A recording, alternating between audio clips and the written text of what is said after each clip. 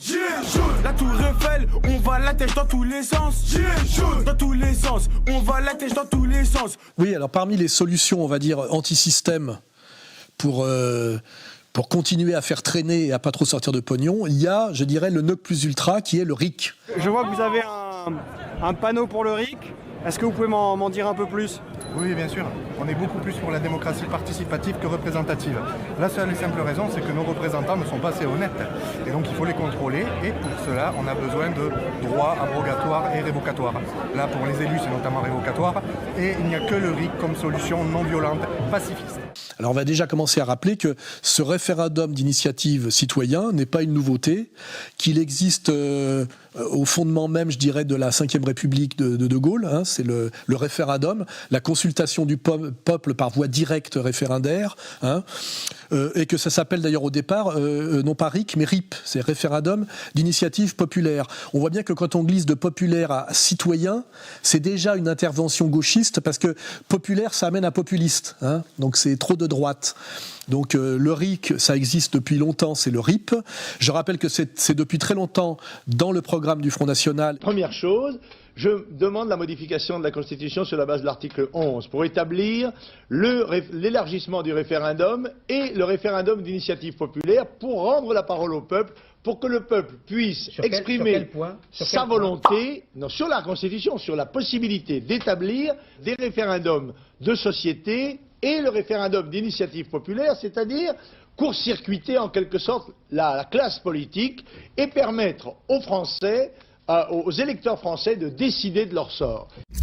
Et je pense qu'il serait quand même aussi temps de rendre hommage aux anciens. Je rappelle que Jean-Marie Le Pen, qui a 90 ans aujourd'hui, est quand même le doyen de la résistance au système, et que quand même il a...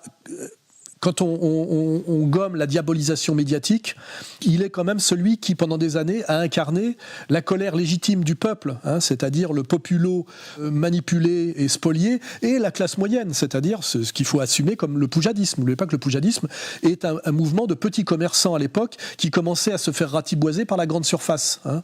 Donc j'en profite pour rappeler que il n'est pas très élégant, il n'est pas très moral de ne pas rendre hommage à Jean-Marie Le Pen à travers le mouvement des Gilets jaunes. Jean-Marie Le Pen a peut-être été, mérite peut-être le titre de premier gilet jaune de France, historiquement. D'abord, il faut rendre la parole au peuple. Parce que de toute évidence, le peuple n'a plus rien à voir dans cette espèce de cloaque nauséabond dans lequel pataugent nos hommes politiques, s'auto-amnistiant les uns les autres. La France n'a plus que le décor d'une démocratie, mais la réalité d'une dictature minable, la démocrature. Ou si vous voulez, la République. Deuxièmement, le RIC n'est pas quelque chose de très nouveau. C'est dans le programme d'ailleurs je crois, de Mélenchon. C'est dans le programme de Marine Le Pen. C'est le recours au référendum pour essayer de ne pas être dans la démocratie représentative, mais dans la démocratie participative, puisqu'on a bien compris, et c'est l'excellent travail pédagogique de Chouard, que la démocratie représentative est antidémocratique en réalité et finalement une dictature déguisée. Le fait de désigner des maîtres au lieu de voter des lois est une imposture politique. Nous ne sommes pas en démocratie. En démocratie, nous voterions nos lois. Nous-mêmes, un homme, une voix pour voter les lois, pas pour désigner des maîtres. Le fait de nous imposer de désigner des maîtres est une supercherie. Ça donne un résultat plutocratique avec les riches qui dirigent depuis 200 ans.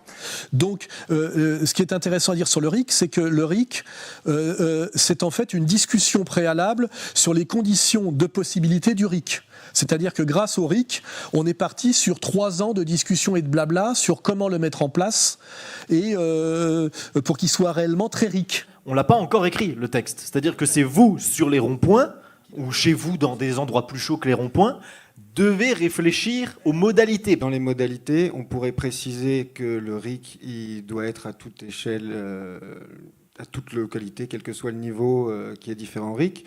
Ou alors on peut se contenter d'un RIC simple et de prendre quelques temps pour réfléchir, pour mettre en place des RIC à échelle locale qui fonctionnent peut-être différemment, avec des assemblées citoyennes. Donc moi, je rigole un peu sur le RIC, et ce que je remarque, c'est qu'aujourd'hui, absolument tout le monde est d'accord, même Éric Zemmour, et même moi. Le problème, c'est effectivement, quand le RIC.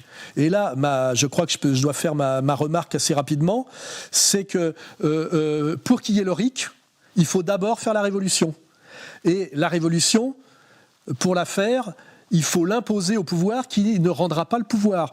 Et là, c'est là où je réponds à Chouard. C'est une discussion qu'on a depuis des années, lui et moi.